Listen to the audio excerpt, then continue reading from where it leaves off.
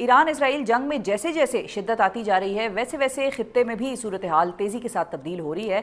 अगली खबर बहुत ही संजीदा है और उसकी टाइमिंग बहुत इंपॉर्टेंट है। खबर यह है कि अमेरिका को हमलों के लिए जमीन दी तो निशाना बनाएंगे। ये ईरान ने चेतावनी, मतलब कि ईरान ने ये धमकी, इसको ना कहें तंबी, जो है जो समाचार आता है आज, वो पहला समाचार ये आता है कि जो 3-4 बेस बचे हुए हैं पाकिस्तान के, तो बलूचिस्तान में 2 बेस, यानी एक पासनी और दूसरा क्वेटा का समंगली, ये 2 बेस जो हैं ये लीज पर दे दिए हैं। देखें, ईरान ने तो एक तरीके से पाकिस्तान को धमकी दे डाली है कि भाई तुम अगर मेरे खिलाफ तुमने इस्तेमाल हुए या तुमने कुछ ऐसा किया तो नहीं छोड़ेंगे। अगर किसी ने अपनी ज़मीन जो है वो हमारे खिलाफ इस्तेमाल होने दी तो हम उसको भी निशाना बनाएंगे।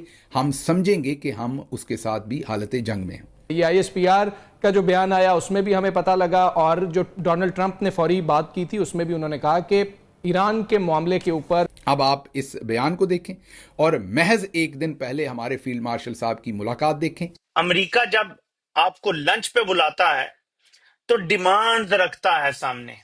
ईरान उसके जवाब में बार बार ये तंबीह कर रहा है जो इस जंग में कूद रहे हैं। अब मुझे बताएं कि मेशत भी नहीं कंट्रोल में, ठीक है, अवाम भी आपसे खुश नहीं, नफरत रोज बढ़ती जा रही है। लेकिन ईरान की तरफ से एक दिन के बाद ही कतर के थ्रू ये मैसेज सबको भिजवाना, ये बहुत ही मानी खेज बात है। अगली खबर बहुत ही संजीदा है और उसकी टाइमिंग बहुत इंपॉर्टेंट है। खबर यह है कि अमेरिका को हमलों के लिए जमीन दी तो निशाना बनाएंगे। ये ईरान ने चेतावनी, मतलब कि ईरान ने ये धमकी, इसको ना कहें तंबी, जो है वो तमाम इर्द गिर्द के मुल्कों को भेजी है। कतर की उन्होंने जिम्मेदारी लगाई है क्योंकि कतर के साथ उनकी बातचीत है। उन्होंने कतर को ये कहा है कि तमाम इर्द गिर्द के मुल्कों को बता दें, स्पेशली मुसलमान मुल्कों को, जाहिर है कि जिसकी भी ज़मीन हमारे खिलाफ इस्तेमाल हुई फिर वो अपने मामलात का खुद जिम्मेदार होगा, और अगर किसी ने अपनी ज़मीन जो है वो हमारे खिलाफ इस्तेमाल होने दी तो हम उसको भी निशाना बनाएंगे। हम समझेंगे कि हम उसके साथ भी हालत जंग में हैं। अब आप इस बयान को देखें और महज एक दिन पहले हमारे फील्ड मार्शल साहब की मुलाकात देखें। उसके साथ साथ जो जर्नैली टाउट हैं वो एतराज़ कर रहे हैं कि जो CNN न्यूज़ 18 का आर्टिकल है जो हमने कल आपसे शेयर किया था, जिसमें ये कि बेसिस भी मांगे गए हैं, ज़मीनी मामलात भी मांगे गए हैं, समुंदर के मामलात भी मांगे गए हैं, हमने तो वो स्टोरी आपके सामने रखी जो इंटरनेशनल जरीदे, न्यूज़पेपर और टेलीविज़न सेंटर्स आपके सामने रख रहे हैं। लेकिन ईरान की तरफ से एक दिन के बाद ही कतर के थ्रू ये मैसेज सबको भिजवाना कि जिसने भी हमारे खिलाफ अपनी ज़मीन इस्तेमाल करवाई उसके साथ हम हालत जंग में होंगे, ये बहुत ही मानी खेज बात है। पाकिस्तान को भी इस पर बहुत संजीदगी के साथ सोचना चाहिए कि ये मामलात किस तरफ जा रहे हैं। ईरान ने एक धमकी दे दी है। ईरान ने वार्न किया है अपने नेबर्स को। ईरान ने ये धमकी अपने हमसायों को दी है कि अगर ईरान के किसी भी नेबर ने ईरान के दुश्मन को सपोर्ट करने की कोशिश की या ईरान पर जो हमले हो रहे हैं उसमें इजराइल की मदद करने की कोशिश की तो उसको नहीं छोड़ा जाएगा और उसके साथ वही सलूक किया जाएगा कि जो किसी दुश्मन के साथ किया जाता है। अच्छा, अब इसके ऊपर ये गोइयाँ शुरू हो गई पाकिस्तान के अंदर कि जी ये जो अभी एक मीटिंग हुई है उस मीटिंग के बाद ईरान ने ये धमकी दी है। पाकिस्तान से ईरान की झड़प भी हो चुकी है और पाकिस्तान से ईरान की जो झड़प हुई थी वो तो ईरान ने हमला किया था पाकिस्तान पे, फिर पाकिस्तान ने भी ईरान पर हमला किया था।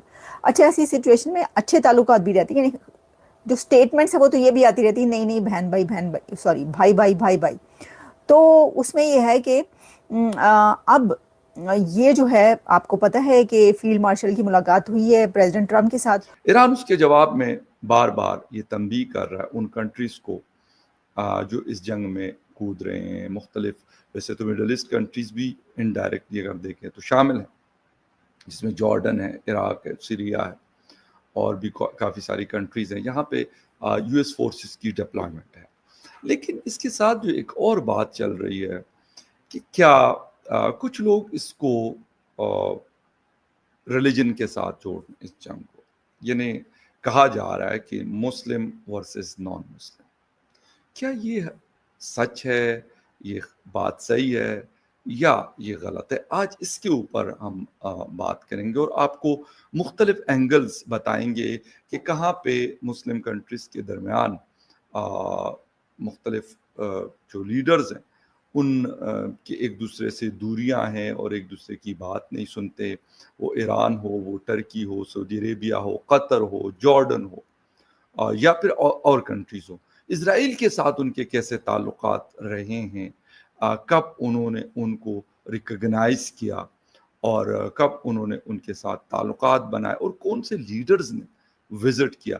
पाकिस्तान का आप स्टैंड करता है कि पाकिस्तान एक बयानात की हद तक तो हम सुनते और देख रहे हैं, लेकिन फिजिकली क्या इस जंग में पाकिस्तान कूद सकता है, इसका भी जवाब खोजने की कोशिश करेंगे।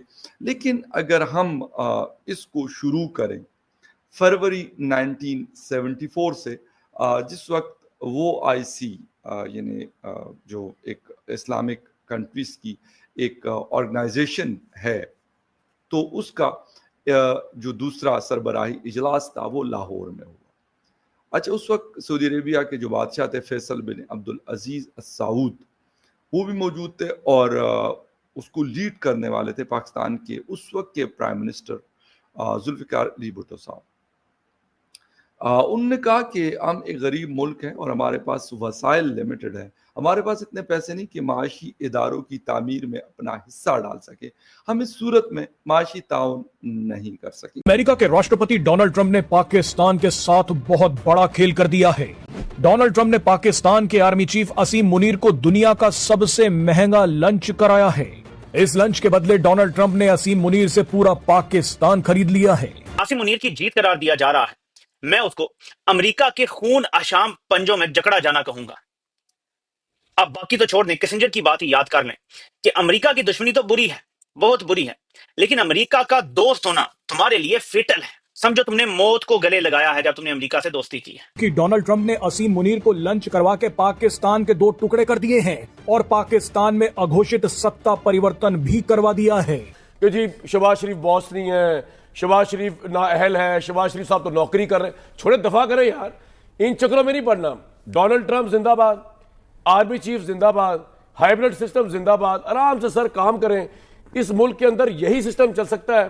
ठीक है, पार्लियामेंट रखी हुई है, अच्छी बात है, आइन भी है। मुझे तो कभी इन दोनों ने इंप्रेस नहीं किया, मुझे तो हमेशा वर्दी ने इंप्रेस किया। पाकिस्तान के जो लोग जश्न मना रहे हैं कि असीम मुनीर डोनाल्ड ट्रंप के साथ लंच कर रहे हैं, उन लोगों को यह पता होना चाहिए कि डोनाल्ड ट्रंप ने अपने फायदे के लिए पाकिस्तान के 2 टुकड़े कर दिए हैं। एक तरफ पाकिस्तान की सरकार है जो ईरान के साथ खड़ी है, तो दूसरी तरफ पाकिस्तान की सेना है जिसने अमेरिका से हाथ मिला लिया है। कि 10 मई के बाद एक नया पाकिस्तान बना है, पाकिस्तानियों का माइंडसेट चेंज हुआ है। एक खुशखबरी जो, या एक जिस तरह कह लें कि डिफेंसिव जो था, जिस तरीके से डिफेंस किया गया पाकिस्तान का, उस दिन से चीजें अपवर्ड्स जा रही है। उस दिन से जिस तरह लग रहा है कि इससे नई कौम है, नया बलबला है, नया जज्बा है। इंडिया की कि उन्होंने 2:30 बजे फिर वही हरकत कर दी कि जी नूर खान एयरबेस पे, शोरकोट एयरबेस पे, 2 एयरपोर्ट्स पे उन्होंने फिर अटैक किए उसी रात को, 6 और 7 की दरमियानी रात को। तो वो उन्होंने जो कोशिश की, तो उसके बाद बाय द वे उसके बाद विद इन 45 मिनट्स मुझे सऊदी प्रिंस फैसल साहब का फोन आया और उन्होंने मुझे वही बात की कि ब्रदर आई जस्ट अंडरस्टूड कि जी आपकी बात हुई है रूबियो से और अपना am I authorized to talk to Jaishankar also and convey के you know you are ready if they stop. I say yes brother you can. और उन्होंने मुझे वापस फोन भी किया, प्रिंस फैसल ने को 20-25 में फोन किया कि मैंने जयशंकर साहब को ये कह दिया। लेकिन कल भी मिस्री साहब ने जो स्टेटमेंट दी है, उसमें उन्होंने फिर एक दफा अमेरिका को स्नैप, डोनाल्ड ट्रंप को स्नैप करने की कोशिश की है। वो इतना ज्यादा करते हैं, डोनाल्ड ट्रंप साहब भी अल्टीमेटली उसका फायदा उठाते हैं, फिर उसके बाद वो पलट के पाकिस्तान पे आ जाते हैं, जो कि भारत के लिए मजीद परेशानी का बायस बनता है। दरहकीकत मैंने जो खामियां भारत की फॉरेन पॉलिसी में देखी थी, जो देख रहा हूं, जो पहले काम भी कर रही थी अब लेकिन वो काम नहीं कर रही, उनका ओवर कॉन्फिडेंट होना, उनका बुली होना और उनका वन वे रिलेशनशिप रखने की ख्वाहिश रखना, खून आंखों में। और पाकिस्तान के कोई 6 टुकड़े कर रहा है, कोई 4 टुकड़े कर रहा है, कोई 10 टुकड़े कर रहा है, कोई बच्चों की लाशें देखना चाहता है, कोई किसका सर देखना चाहता है।